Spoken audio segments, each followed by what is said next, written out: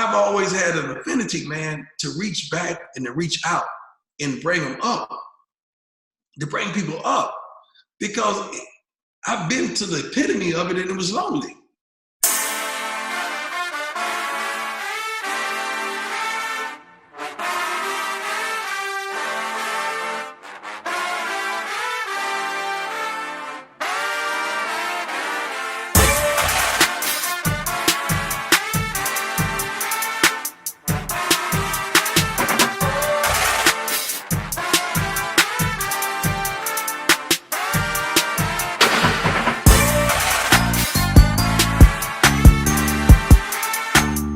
All right, everyone, welcome to the 757 Roundtable Talk. We got a real special guest tonight.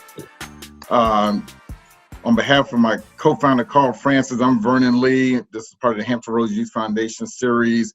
Carl, who is this gentleman, scholar, that we have with us this evening?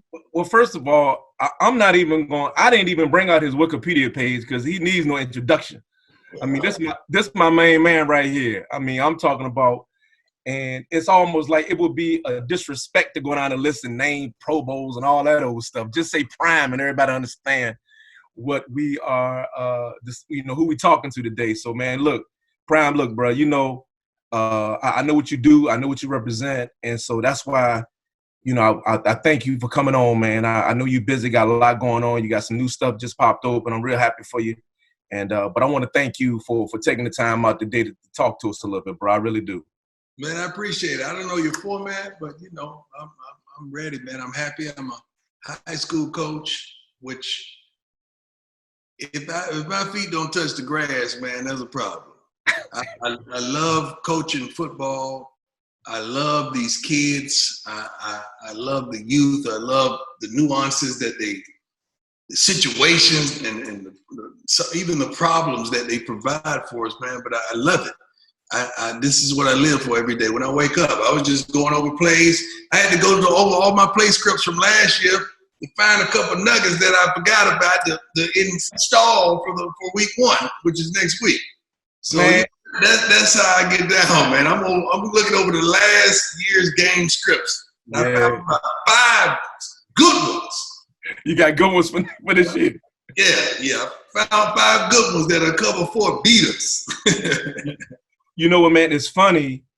Like when we first connected, everybody knows you for what you do on Sundays or what you used to do on Sundays and all that stuff, which is fine, right? But what I figured out quick was if you really wanted to have a conversation with Prime, you talk about kids and you talk about helping kids. Like he good with the football. He can talk about who's going to win on Sundays. That's fine. That's a part of his space and what he did. And when it comes to talking about these young people and their growth and their development as young men in football, man, that's a whole new conversation with you. Tell us what gives you that passion to work with young people. Man, I think I derived that from my mother. Stepfather, good man, alcoholic. Always seen that prevalent. Biological father, drug addict. That explains why I've never smoked or drank in my life because of things I saw. You have the choice to replicate that or dismiss that, and I dismissed that. But my mother worked her butt off, man. So ends could see one another, but also I always had one of my homies, and my sister, who's several years younger, always had one of her girlfriends. So we always had kids at home. And even though we didn't have a lot, we always fed them. She always fed them, always looked after them, always treated them like they were hers. My homeboys really actually lived with me, man. So I've always had that affection, and my mother has raised probably several foster kids. Wow. Not for the money, not for the hustle. It's a hustle in that community sometimes, foster kids. But my mother just took them in. When I went pro, I had to tell my mother, hey, you got to stop, man. It's over. We got it. But she used to go be the cafeteria woman at one of the little elementary schools. I'm like, Mom, come on, now. You got to stop. You make me look bad. Like I'm not taking care of you. Now you got to shut that thing down. Right. But that's who she was. So I inherited that gift and that passion for people, for her.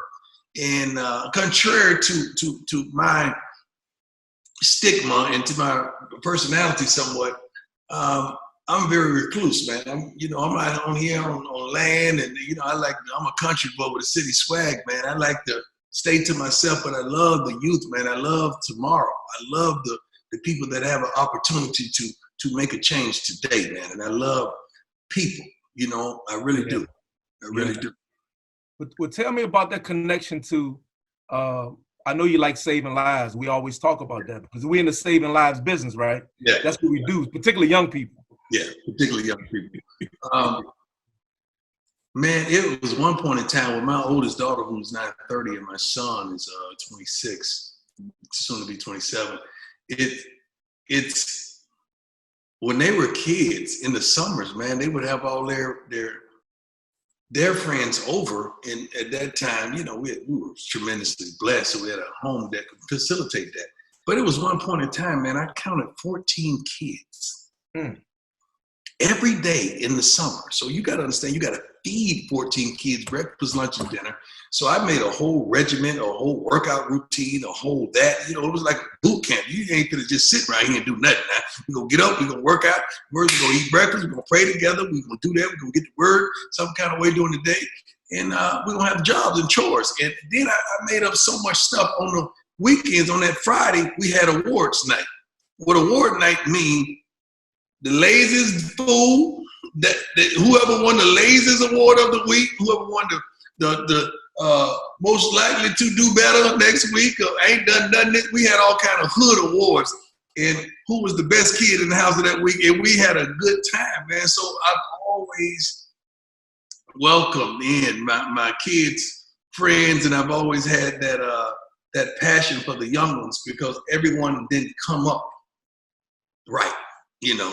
Everyone had the opportunity to stay right, but many of them took a left, man, and I just tried to give them the navigation system years and years ago, and that has always stuck with me. Yeah.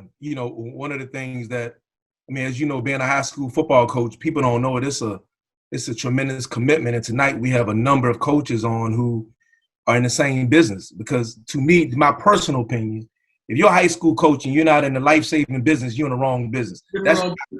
That's how I think.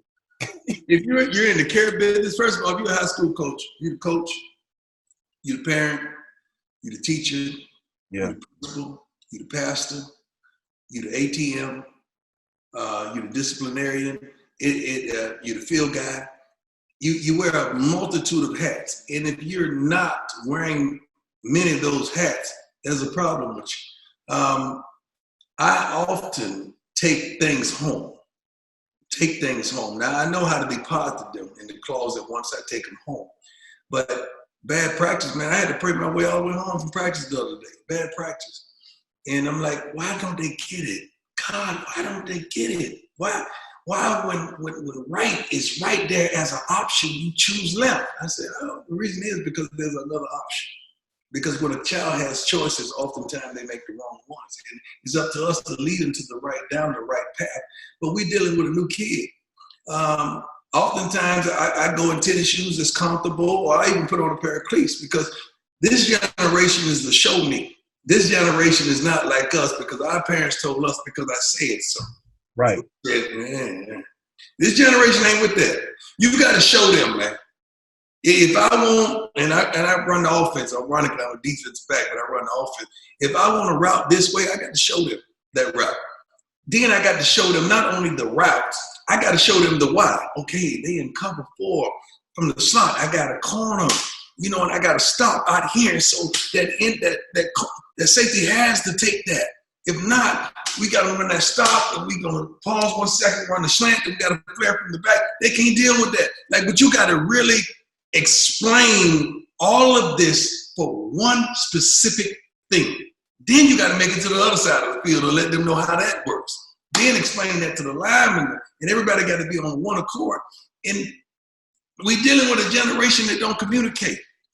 Just the other day in practice, they gave us not exotic blitz, a normal blitz. So I'm asking my lineman, okay, what do you do on this? He says, out call, because we got that guy coming out, the guard step out. I said, what's his name? So you don't even know the dude next to you. You don't even know his name. Yeah, his name is Elijah. Well, what's his last name? Give me one tangible thing about him that you know. They don't communicate. But if I were to tape a phone to both of their legs, they'll text each other before the play start. They'll DM each other before the play start, but they can't communicate to the guy right next to you saying we got an out call.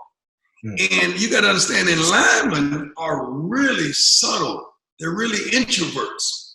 You know, if you got a lineman that's external, oftentimes he's a defensive guy, not an offensive guy. So dealing with the different understandings of your positions is fascinating to me. And I got to get to know all of them. I got some kids from out of town that plays for me. Each week, I take them out to lunch right after practice because I need them to know me.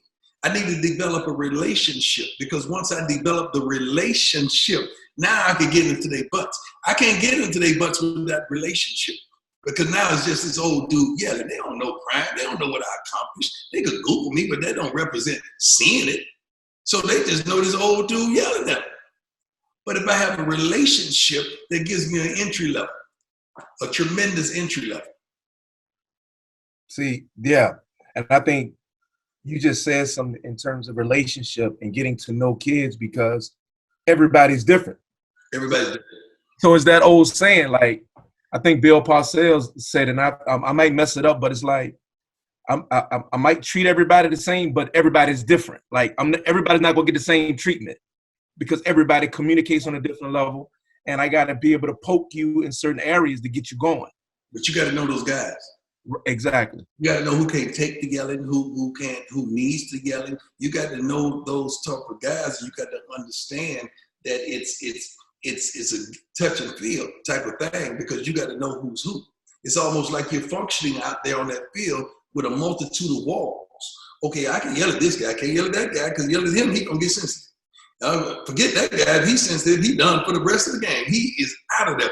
But you got to stay on him. If you don't keep your foot on his neck, he ain't gonna ball for you. But you got to put his foot on his neck because he got a tendency to let up if you don't. Okay, this from here, all you have to do is say a couple things. Because then, but you got to understand where they derive from. Who has the mother? Who has the father? Right. You know, it's sort of like coaching. You know, my plan is to coach at the next level next season and already have the stereotypes of the players that I want. And I'm not, without giving away everything, when it comes to offensive linemen, man, I oftentimes want them to have a mother and a father. That's what I want to recruit. Because oftentimes I found out with my coaching history, when the father is in the home, the kid is much more disciplined. He's much more understanding of rules, regulations, and more prompt to be on time, especially if that father's a working father and a man of the house. He understands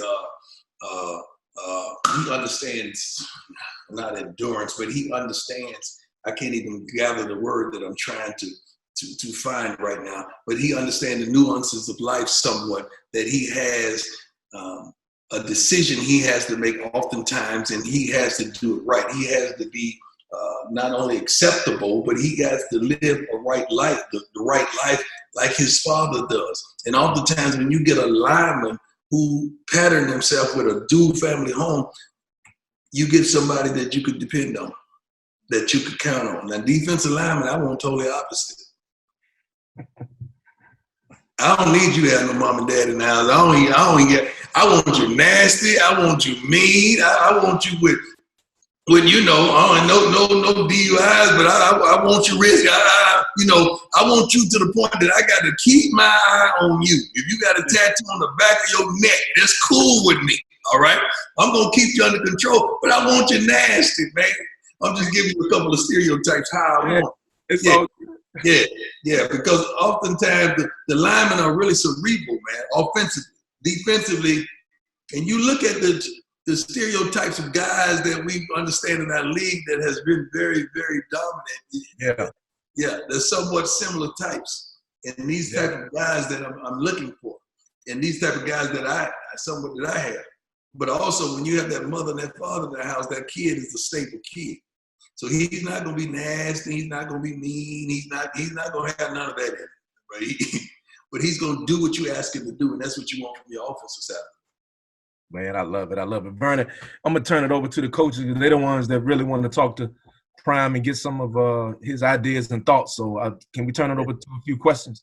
All right, we got our first question from Linwood Stokes. What is your offensive philosophy in today's game? My offensive philosophy, man, I run a wide open offense, many different formations, but I'm ultimately running the same plays. I can run spread, dive left, and I simplify my calls because I've learned all players have different learning abilities. And I could really give you the educational call from my background in the NFL, but what does that do for this kid that really got kind of a C student, or this kid that has a folder? You want to keep it simple. If I'm running the spread, left, dive right, if we call it that, we call it that. Okay, but I run a wide open offense, and my target is, man, I got to find a way to get the ball in the hands of my playmakers. If I don't, I'm a fool. It's no reason to run a spread offense and you don't have spread personnel.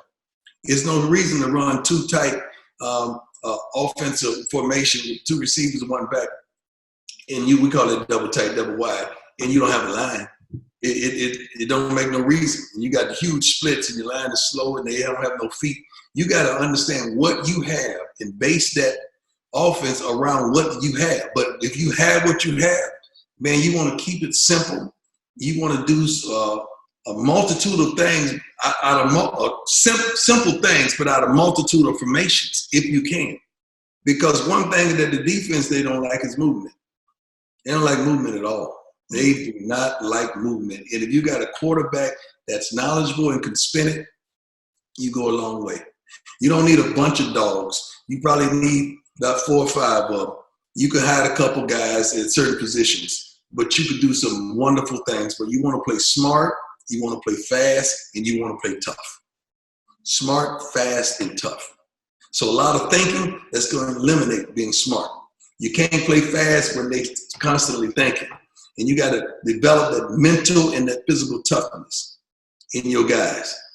What are you talking to a young coach? You know, I try to groom a lot of the young coaches now. And one thing I heard you say about there's a different kid now. Well, I'm seeing there's a different coach also. What do you say to that younger coach that when I look on social media, these coaches that are looking for credit for what I consider doing things you're supposed to do?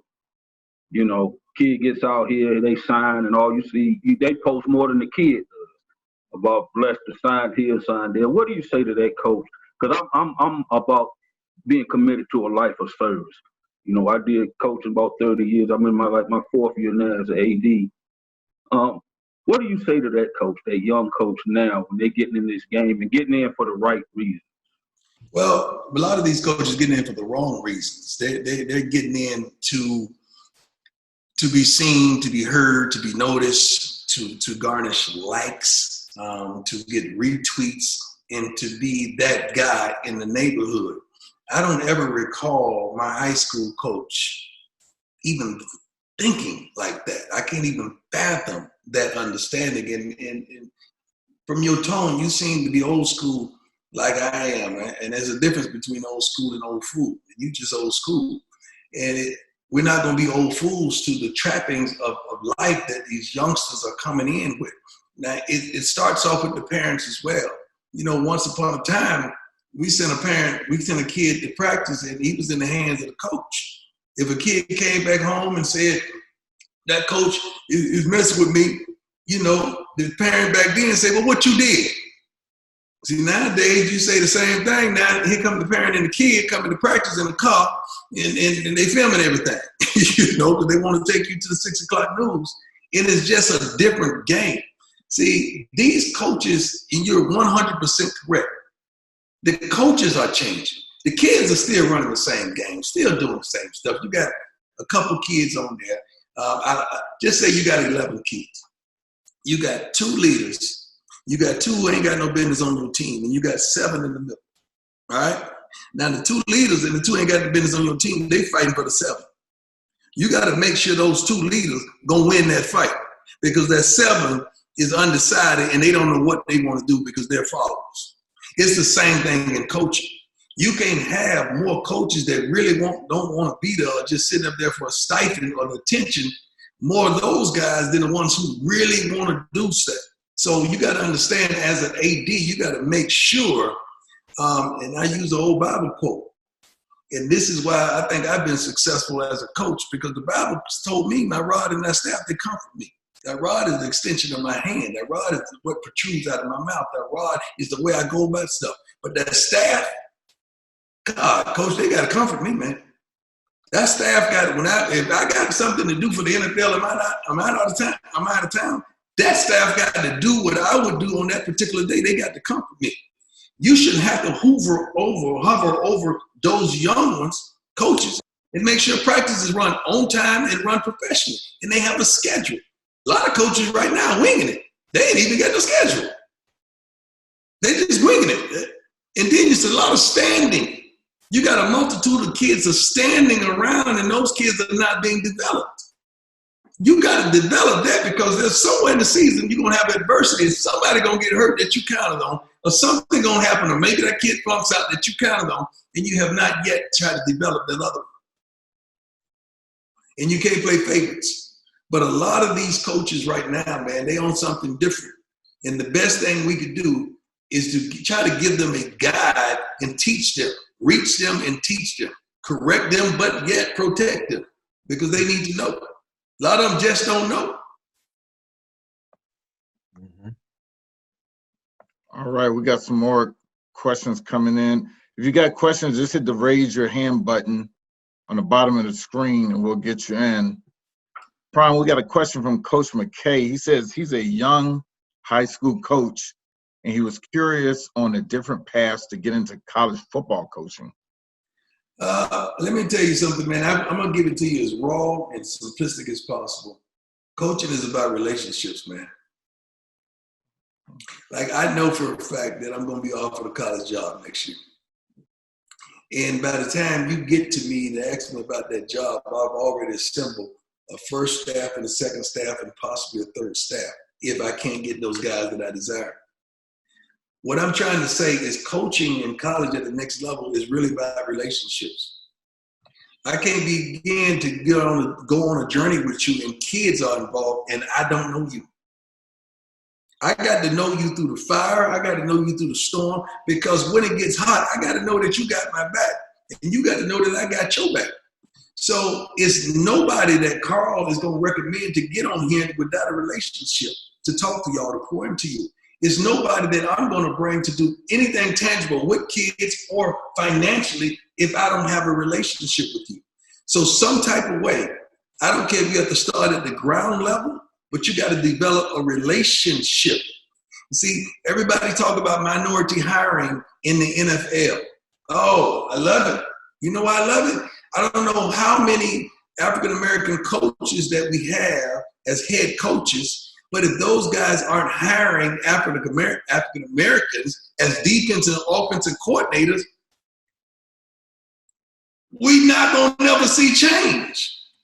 It's easy to hire somebody as a running back coach, you know, a receiver coach. Well, we get those jobs easy. But until we start hiring those guys as coordinators, then we'll see the rise up. But it starts right there. It starts right there. But you got to develop a relationship, man, to get to the next level on some type of way. I don't care if it's a Mark Rick was a GA when I was at Florida State. Was a darn GA. You know, ended up doing a wonderful job with Georgia and went over to Miami. That didn't work out so well, but I can remember him running down the halls with his keys shaking in his pocket as a graduate assistant, man. But oftentimes the other, and I'm going to say this because I can, because I don't care, because I love you like that, but the other races are willing to work and take their time. What I mean by at the ground level, we some kind of way want favors.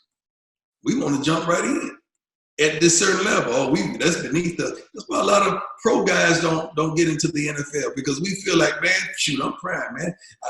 I'm done all this and that. If I go in, I'm gonna be the OC of the DC off the rip at the pro level. It don't work like that.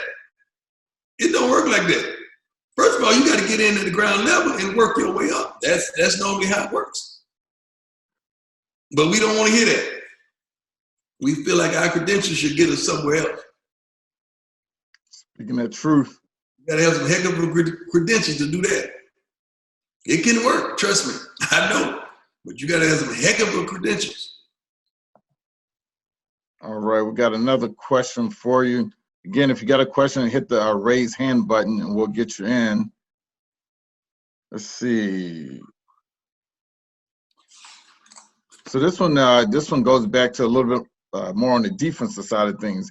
How do you teach DBs in today's offensive-minded league?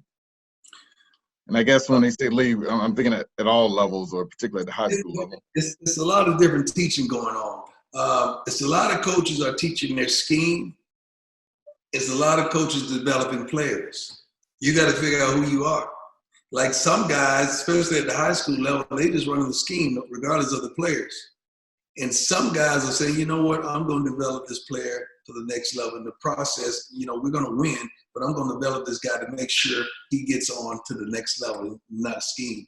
Like whenever I play against somebody, I'm watching film right now on the team that we're about to play next week, and both cornerbacks have their back to the sideline. That means they don't want to get beat. That's the coach is telling them nothing deep, nothing cheap. So now I got to base my offense on, we got to run a lot of stop routes. We got to run a lot of this. It's not going to be big routes unless I can confuse them on down distances. And then when they start to blitz, because I know we're going to gash them, they're going to have to blitz them sooner or later. We'll take advantage of that, but we're going to have to be patient. Defensively, defensive backs, everyone wants to be a corner because the corner is getting paid. Okay, everyone's not built to be a corner. And you got all different type of corners, man. You got bump and run corners, you got off corners, you got cover two corners, you got different type of corners, but everyone thinks they can bump. And bumping ain't just rushing somebody at the line of scrimmage. That's not bumping, man. That's just trying to catch somebody before they get started, because the idea of it, if he really gets started, you can't handle what he got. So you want to try to catch him and disrupt that before he gets started.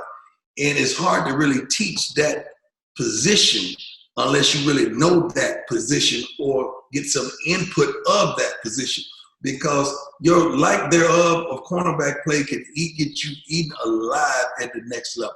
And oftentimes the teams that you see go, they have a dominant guy on that back end. They have a dominant guy in that interior, in the middle, and linebacker position, and they have a dominant guy up front. Now those three guys run those meeting rooms, and they hold everyone else accountable.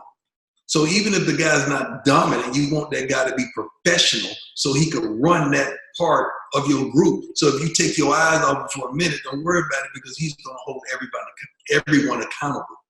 But that defensive position and the way you go about it, the defensive backs, that's tough, because there's so many different teachings and so many different philosophies.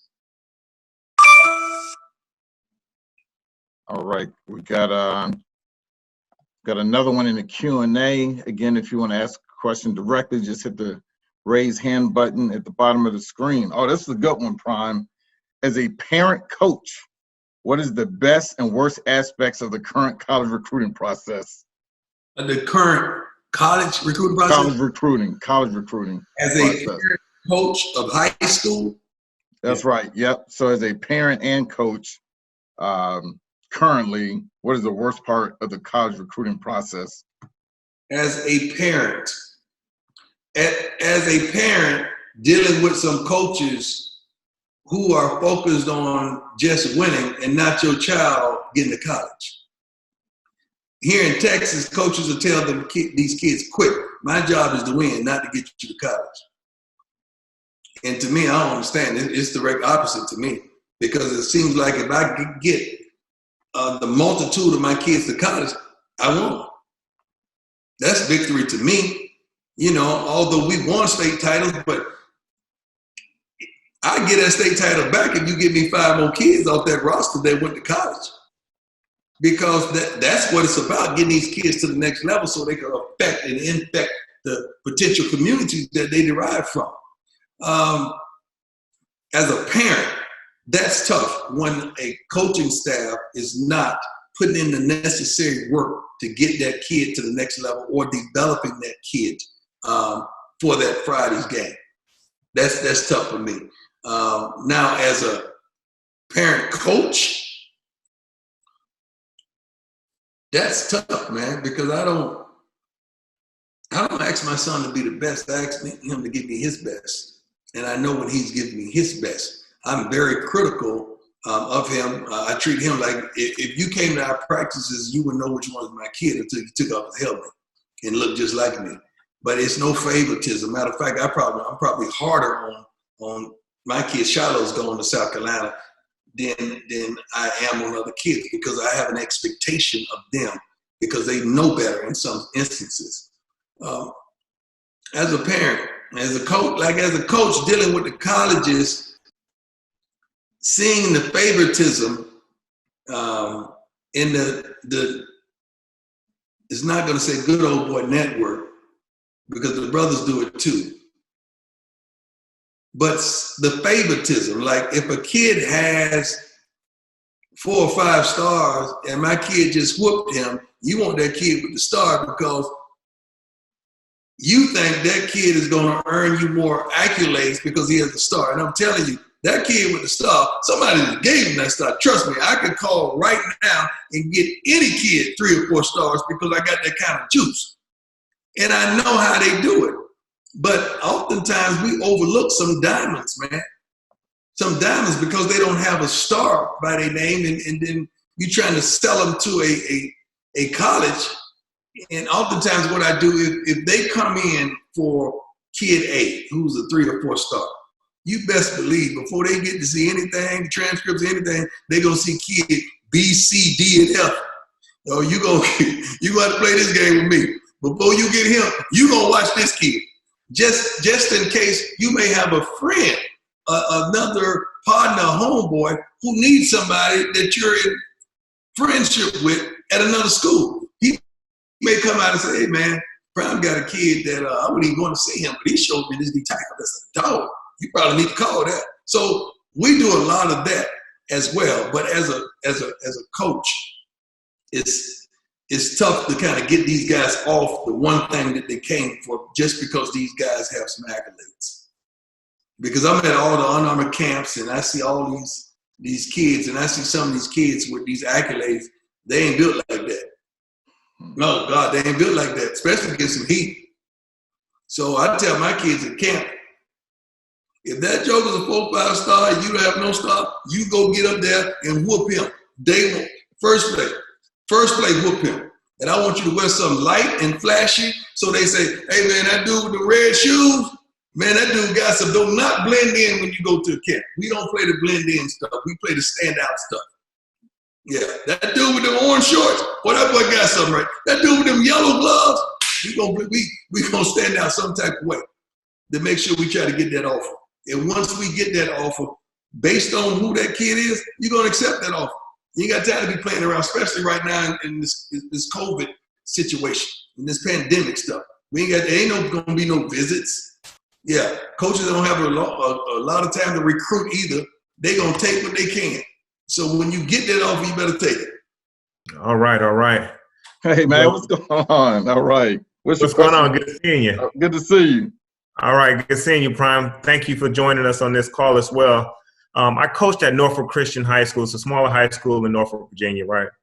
And what I love the most about the school is the people, not only the players, but the coaches that I coach with. They're God-fearing, integrity is tight, and what have you. The most challenging piece of that is how do you get the best out of every single player with smaller number rosters? And I think during this COVID, you're going to have a lot of schools with smaller rosters this year and for the foreseeable years as well. How do you get the best out of every single athlete? And that's what the challenging piece is for me. And then also everyone's working both ways. I know when I grew up I played both ways, but nowadays, hey, I want to be just a running back or I just want to be a corner or what have you. So how do you get people to buy in, play the position that you want them to play, not the position that they want to play, and get the best out of them? Well, I'm going to take one thing at a time and remind me of the second phase of your question when I get there because I'm getting old. I'm just turned 53. I don't recall things like I once did. You have the situation that we have. Our year one, we had 34 players who won state, about 30. Year two, I think we had 40 players. Last year, we had 48. This year, we're well over 50. So I do understand the like thereof of numbers. When you have a like in numbers, you guys should be celebrated because now you get more individual attention. So I know you have some guys play both ways, and you have to because there ain't enough talent to go around when you have smaller numbers. But when you have your offensive periods, you got to have just that. Some guys that don't play both ways, and they're with their defense perspective coaches, they got to really work on fine-tuning the techniques, the understanding, and the why of the game. See, we oftentimes tell them what to do, but like I alluded to earlier, we don't tell them why. Like if you tell them why I need you to take on that block with the inside shoulder and leave your outside arm free, you got to tell them why, then they're more apt to understand.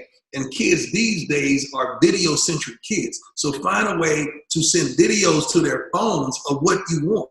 You could go on YouTube and find Charles Haley or somebody that they like, Von Miller, doing what you said, and send it to that whole group on their phones, and they're wonderful.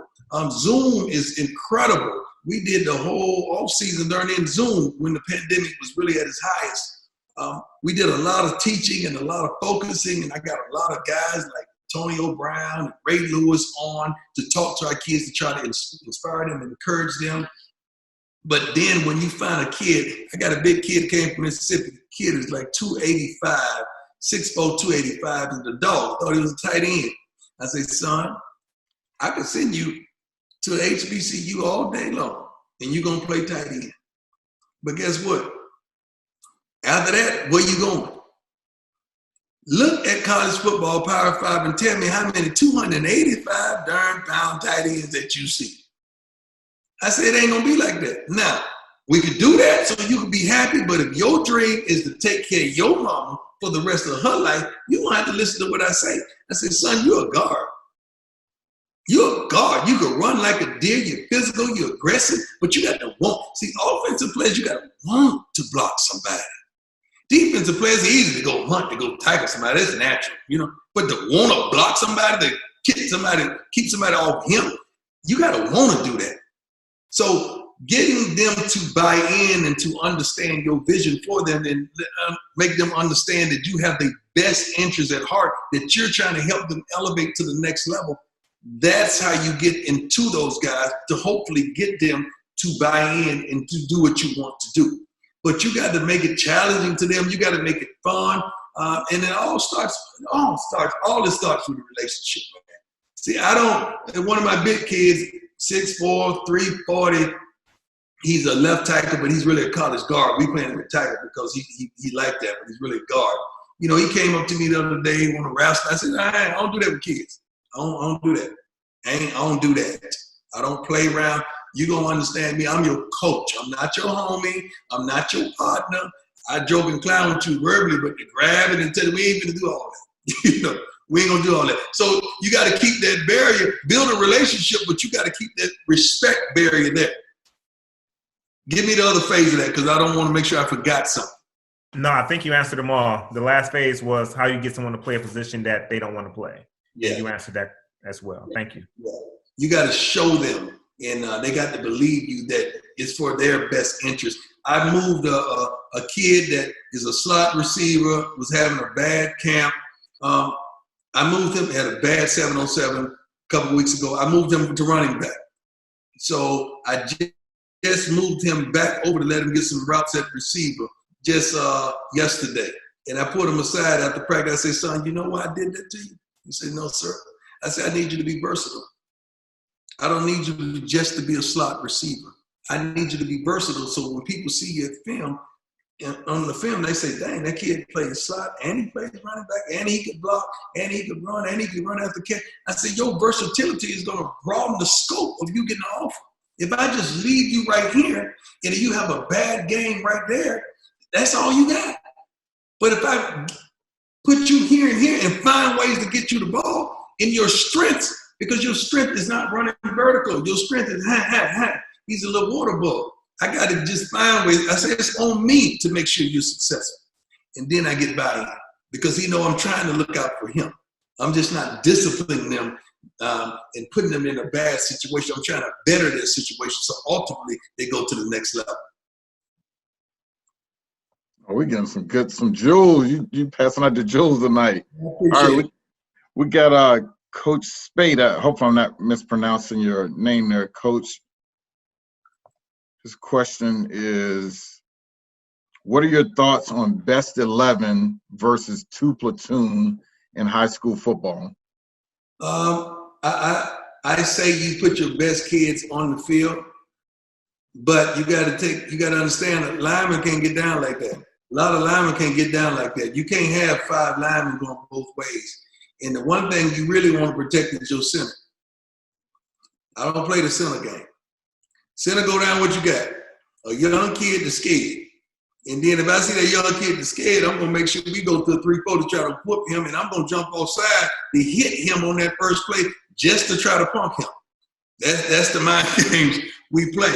But you got to be careful of your guys going both ways. That's very, very valuable. I grew up in an era of both ways. I love it. Now, my skill positions, if they got it, they got it. But you got to be smart enough as a coach to say, okay, I just scored in like 4 or 5 plays. Okay, now he gonna go on defense. When he come back on offense, if they hadn't scored, I'm gonna give him a break. All right, I may run the ball this series. I don't need him at receiver. I'm gonna give him a break. You got to understand the game and what the game presents in situations, so you can make sure you're resting that guy and make sure he's in shape enough that when his legs get heated, that he's not gonna pull nothing, to pull a hamstring because he's not there. And for your guys to get to college, you want to have your best. So we have a defensive lineman, offensive lineman first, then he plays both ways. He's a dog, nasty. He can whoop you on both sides of the ball. But if it comes down to it, this guy is an offensive guy. So if we start liking on the offensive side, we're going to forget that defense because that's who he is, and I got to make sure I get him to college. And I can't be selfish enough to win, and forego his opportunity to go to the next level because he got to have great film. We got to turn in great film. And that's my rule at practice. Walkthrough is a walkthrough. Stretching is stretching. Conditioning is conditioning. But when you see that film guy up there, when he starts filming, you better give it to me. Because if I'm a college coach, I don't want to see no game. Guess what I'm going to call y'all and ask y'all? Send me the practice film. Because your practice film going to tell me who that kid is. That's what I want to see. I want to see that kid at practice. Because that's what I'm going to have to deal with, 4 days a week, him practicing. One day he get the opportunity to play in the game. Anybody get happy for the game. But I know he's not going to have longevity if he don't have great practice habits. So that's the first thing I want to ask for when I'm coaching at the next level. I want to see the practice tape. You know, Prime, I'm going to jump in here right quick. Now, a lot of, I know in the state, we're in the state of Virginia, they've sort of postponed football until the spring. And they're coming up with a plan to play an abbreviated season. And it is what it is. You got to work through it. Mm-hmm. But what advice would you give the coaches on now, like, you know, this is like an adrenaline for them. This is their time. This is their year. But it's the reset button has been pressed. And now you want to keep your kids together, but they're doing online school. The state is not allowing you to have access to the kids like you want. What advice would you give coaches on how to keep kids motivated, keep their mind focused, and not have them stray, which we know they can do in this environment of being sort of free flowing now, just in terms of not being under the tutelage of a high school coach? What advice would you give high school coach on how to manage that now? What we're doing right now. You know, when we're in our pandemic state, at the height of it, we was right here. Okay. I was hitting the button seeing all the faces. I was hitting the button saying, sit up in your chair, take the darn hoodie off your head, and you better not have on a hat, and quit playing in your hair. Mm-hmm. And let's go to work. So we were encouraging them and motivating them. They can't stop Zoom. Right. They can't stop Zoom. And then with our group list, I say, you know what, guys? We can't work out with you, can't do that. But I better see you better send in something of you working out. I want to see something that you text on that group team list of you working out. And players, y'all better hold them accountable. So it's a way to go about still keeping your order and structure and keeping your hand on them. And each coach got to have this segment. You know, if I got the receivers and the quarterbacks, that's on me. Your corners better be straight. You got the linebackers, they better be straight. That's when the position coach need to do what they do. You got to coach. Like right now, up there in that area, this is a fruitful time for you because now you're storing information, you're storing understanding, you're storing wisdom, you're sharpening your tools and your skills that when it starts, you should have an impeccable practice schedule when it starts that you say, you know what, man, I can't wait to get started because, boy, I'm so full right now. I can't wait to give all this stuff I got inside of me out. You got to sharpen yourself right now. It's not a down time for you. It's a time to install so many attributes inside yourself and game plans and studies and philosophies and practice schedule and practice habits that you want to discipline your kids with. Right now is a wonderful, fruitful time for you guys because you're getting to sit back and watch everything. Mm-hmm. So it should be a fruitful time up there that they should be able to take this time, manage it precisely and concisely with these kids on a Zoom from a couple times a week. And do they even allow 7-on-7 up there? You know, I'm not sure. I don't think so, honestly. Not that I'm aware of. Yeah, I think they stopped 7-on-7s during the first phases. They may just open it up now that because they still have some rules in place with the social distancing and certain number of players on the field. What about basketball? They let them play. They let them hoop. I think they're going to let them hoop, but it's they're waiting for it's like a waiting game. Like they're already dealt with the ball. They got y'all on lockdown for real, huh? Oh yeah, no. Yeah. This is the time you really got to get these kids on Zoom and get their attention, and they need to know that you love them. They need to know that you care. They need to know first of all that you're there. You don't have to be perfect. I tell parents this all the time. You ain't got to be perfect, but darn it, you got to be present. You got to be present, and this is the time to be present in these kids' lives. Now, being a person in your position, obviously, you know, and just from a media standpoint, I mean, there's nobody that's more projected publicly than yourself. But when you're dealing with these kids, what type of advice do you give kids on how to manage social media? Because that is very key. Like you and I know kids can really damage themselves. They are brands, whether you're a starter or non-starter, you have a brand. What do you tell them in regard to managing their social media presence? We don't play the profanity. We don't play even somebody using profanity. We don't even play you placing that on there. You got to understand, I'm such a disciplinarian, man. Like, you can't wear no earrings on my team. You can't wear no earrings, and we going to wear black socks, and you only going to wear what I give you. There ain't going to be no individualism. There ain't going to be no one glove on and one glove off. You're going to wear two gloves. You're going to wear the gloves we gave you. You're going to wear the cleats we gave you. It's not going to be one sock down, one sock up. No, if we wear blue socks, we wear blue socks. Ain't going to be no tights and no footies. I wish you would come back down the field for me with some footies on. Everybody know that saying right there. Hey, you ask my kids what that means, they say, go take it off. Go take it off. Your shoes untied. Run. You drop a ball. That's my run. You're going to get some discipline. And if you late, say for instance, practice starts at 8 o'clock, you get to 8:05. Well, just run for 5 minutes because I want mine back. Because you cost me 5, I'm going to cost you 5. I want my 5 minutes back. I wish I could make the parent run because most of the kids don't drive, but the parents can't run. So if you late, that's on you. One time I told the kids, you know what I'm going to do? Tomorrow I'm going to give y'all a bunch of Jordans. I'm going to give y'all a bunch of Jordans tomorrow, 8 o'clock. Everybody there on time. I showed them a picture of it. I told you I was going to give it to you. Here it is right here. But you see how y'all can get here on time when you think you got something coming? But you don't want to get there in time when you want to put in the work. See, a lot of these kids, and I had the same discussion yesterday. God, y'all tapping in at the right time. A lot of these kids, they just practice to get practice over with.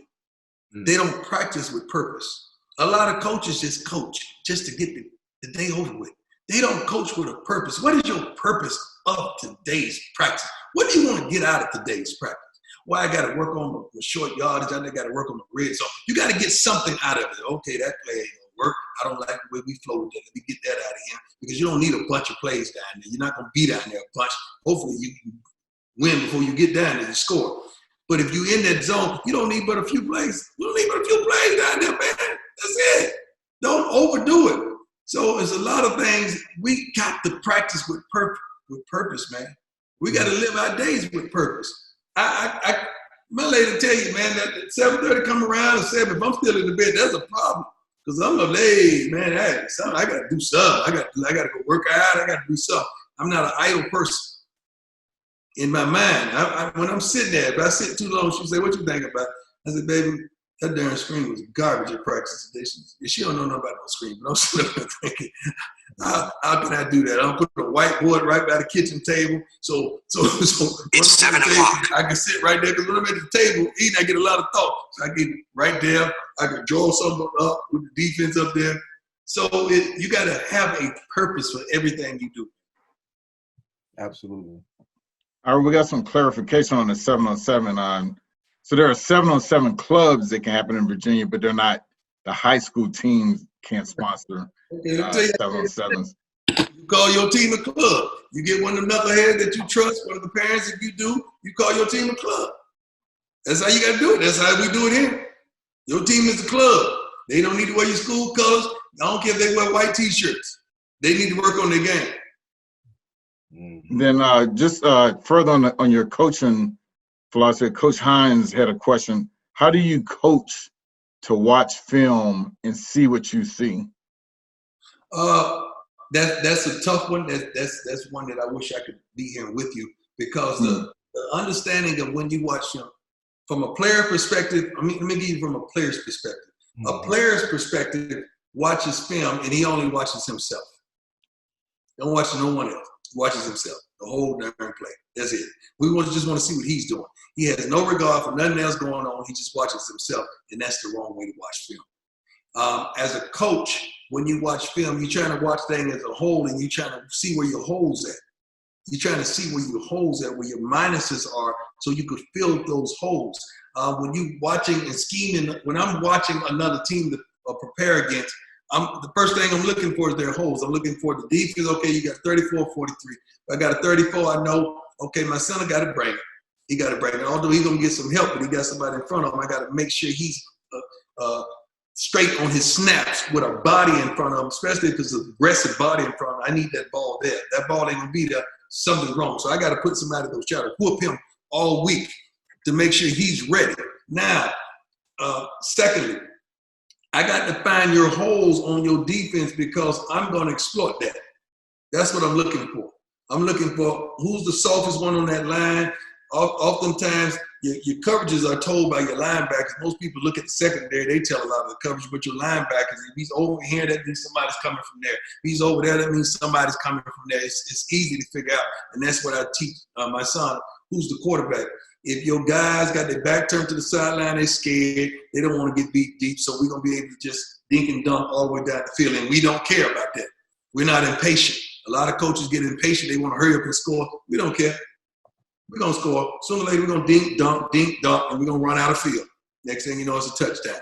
So we teach them to watch personnel. I have all our coaches get up. Like if it's a offensive line coach, he has to give a 2 minutes. I give him 2 minutes on the shot clock, or 2.5, 2 at 45 at the most, to go over their the defensive line.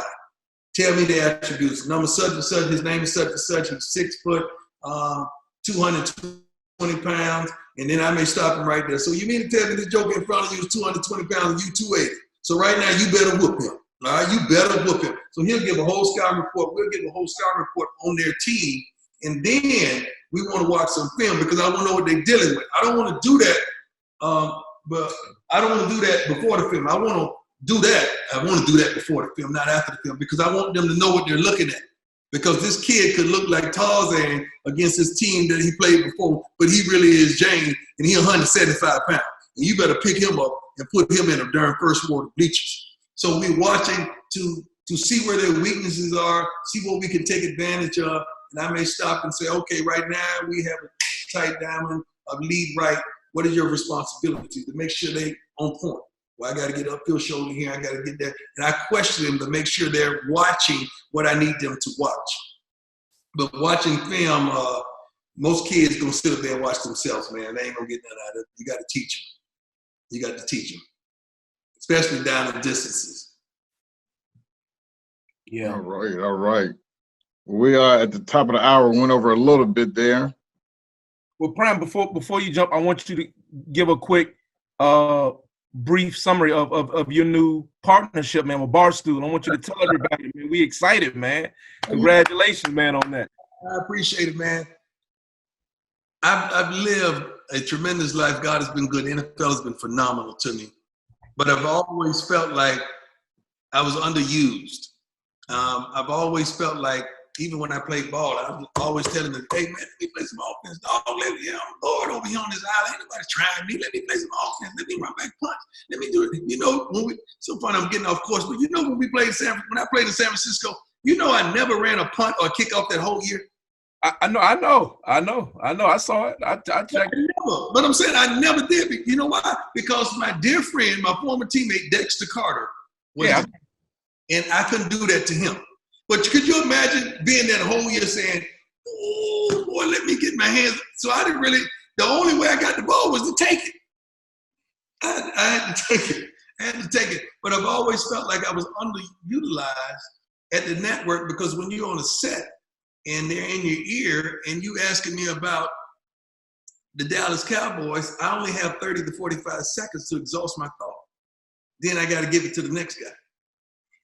That's hard to really tell you what I know in 30 to 45. I'm gonna give you a perfect example. A lot of people didn't know how smart and intelligent and on point Shannon Sharp was until he got a new job. Because when he was on CBS, he only had 35, 40 seconds. Now you seeing him exhaust his thought. You saying, dang, that brother's pretty smart.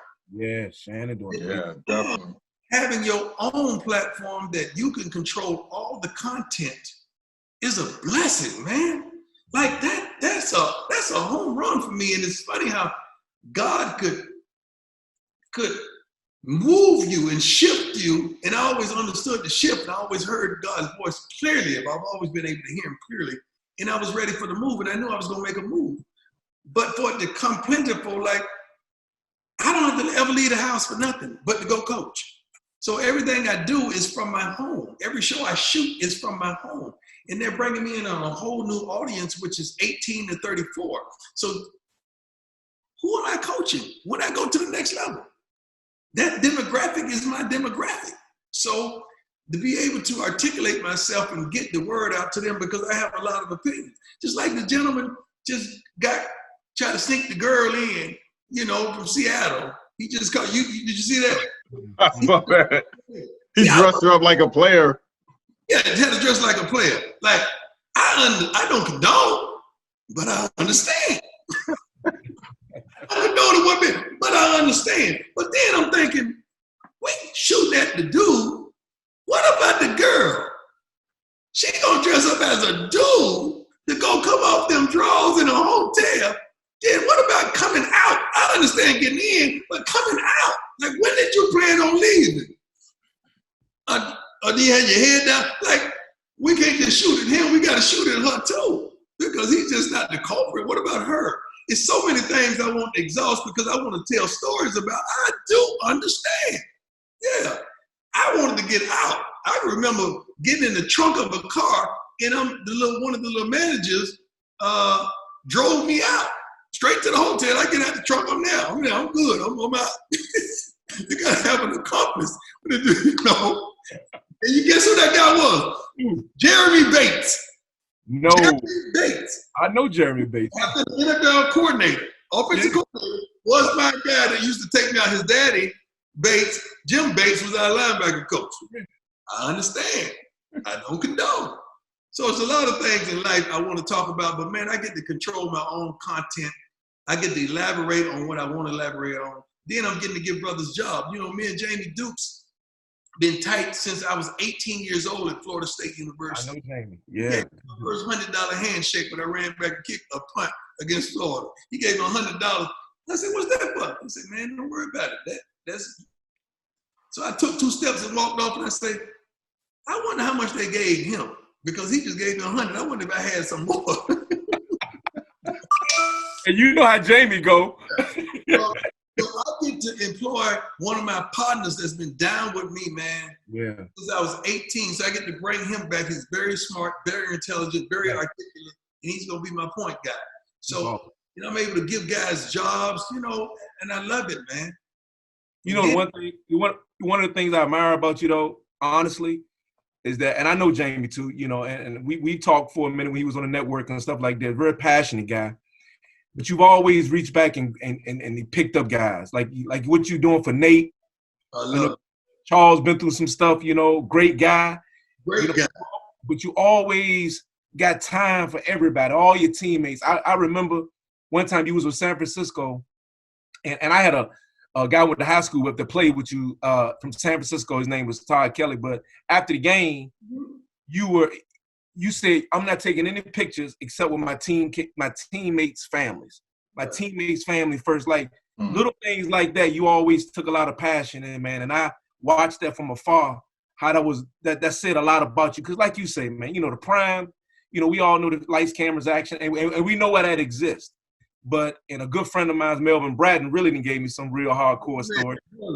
Barbecue man. Barbecue. You know, he always tell me, man. So the one thing I've admired about you, how you taking care of guys like Nate and Charles, man. What gave you that feeling to be able to go back and grab a guy like Jamie that you know got, I mean, unbelievable skills you know, in terms of television work, and you giving him that shot? Man, you know, when I grew up in the hood in Fort Myers, Florida, man, I was playing for Tice Tigers, All Black League, and this Caucasian gentleman saw me balling, and he came to me and came to my mom and asked me, could he take me to the other side of town and play on this team called the Fort Myers Rebels? And she said, that's on him. I said, yeah, I went. That team, we were undefeated for 3 straight years. Everybody on the team, parents owned something. We had 4 black kids on the whole team. But that thing opened my eyes so much because they would take me over their homes at the end of the games and all that. And I saw Mercedes, BMWs, and tennis courts in the front yards and long driveway. Every house I've ever bought, I have a long driveway because that's what I saw as a kid. And they just exposed me to so much more. That's why I never got caught up in the drugs and the dope, because I had seen this at 7 years old, man. Like, this is the way. So next thing you know, I grab another kid, bring him over, and expose them to the same thing I was exposed to. And I always knew if that kid had taken that right instead of staying left, he probably would have been me. There's so many kids in my neighborhood, if they would have had the opportunity, man, they would have done it, but they was on the other side. They never would go to the other side of town because they was listening to the oohs and ahs and the sellouts and this and that, and understand that wasn't real. Who you keeping it real for? What is your interpretation of real? So I've always had an affinity, man, to reach back and to reach out and bring them up, to bring people up, because I've been to the epitome of it and it was lonely. So the more I could bring up, the more fun I could have, because Nate Newton right now, find something to do on my property. I say, Nate say, Prime, I want to buy a house out there. I say, Nate, why would you buy land out here? And I got darn 200 acres. Man, go pick out you 5 acres. This yours. Nate want to clean up this side of the property, had it all straight, changed his mind at the end. Go clean out that. I said, Nate, what you doing, you just trying to stay busy. I see what you're doing. It's darn near not a day go by that Nate ain't out here doing something. And he don't have to. He's my friend. But Nate likes to stay busy. And I love that. And when me, him, and Charles and Toba get together, man, see, now I have a vehicle that I can put that on because I want y'all to hear it. When we get together, the stories we tell and how ignorant it is, and how Charles came out to our practice last week and cussed every defensive lineman I had out. Took off his shoes, coach barefooted, and cussed all of them out. But the nuggets that he told them when he was coaching, oh my God. Now I got the ability to put that on TV, to put it on the internet. So that's one reason I love it, man. But I always felt like I had to lift people up, man. I always had to lift them up and bring them next to me, man. It's lonely. You know, it gets lonely. You got to, something wrong if I don't reach one, teach one, man, and touch one, man, and bring another brother up. There's something wrong. Something wrong. Something wrong. It really is something wrong. And that's just how I get down, man. I've always been that way. You know that. Yeah, for sure. For sure. That's why when you call, I answer, man. I appreciate. No, you bless me a multitudes of times, and you know my temperament. You sure. call because they pride me. It ain't a lot, but it is what I got. Now, what you think? I love you. But you help a lot of brothers in our game, man. You really do, man. You guys do a great job, and people don't understand the dysfunction you deal with. I got a call today about this guy that played for Green Bay. I'm not gonna call his name, but they say, Prime, you got to try to reach him, man, from the league. Now, I just left the league, you know, business-wise, but I said, no problem. Give me the name. Now I got to do my homework on him, because I got to know what I'm walking into. So I could just, I don't want to blind call him, and I don't know what he's dealing with. But he must be showing out for them to call me. Yeah, I mean, you know, our league are full of unique personalities and guys that's going through a lot. And, you know, I've been in the PA for 26 years now, man. And I tell you, I think the reason that I'm still there is because this is God's work. I really do. And you know, man, I'm not a Sundays guy. I don't need to go to no football games. I'm good. You're good. When I go in those locker rooms and I see those eyes and I know what they're dealing with, and I know when they go home, when the cameras are turned off, they're dealing with a whole multitude of issues that people don't see. And I like to put my arm around them and say, hey, man, I'm going to be here for you while you're playing and when you leave the game. Okay, that's key. When you leave the game, because once you leave the game, those teams, they don't, I mean, I'm just being honest, they don't care nothing about you. So Business. It's just business. It's just business. So I'm there. But look, man, I don't want to hold you up. I want to thank you so much, man, for taking the time. Man, you my brother. You know, I love you. Appreciate you, man. Vernon, I appreciate you, boss. Hey, thanks for coming on. We got a lot of, and I know Carl shared with you, the 757 area code in VA, but we had a lot of people to join outside of Virginia. But, words of wisdom and right in people's living room, we appreciate that big time. And I appreciate y'all for giving me this platform. Thank you, my brother. Call me when you need me, Carl. My man, appreciate you. Okay, take care. All right.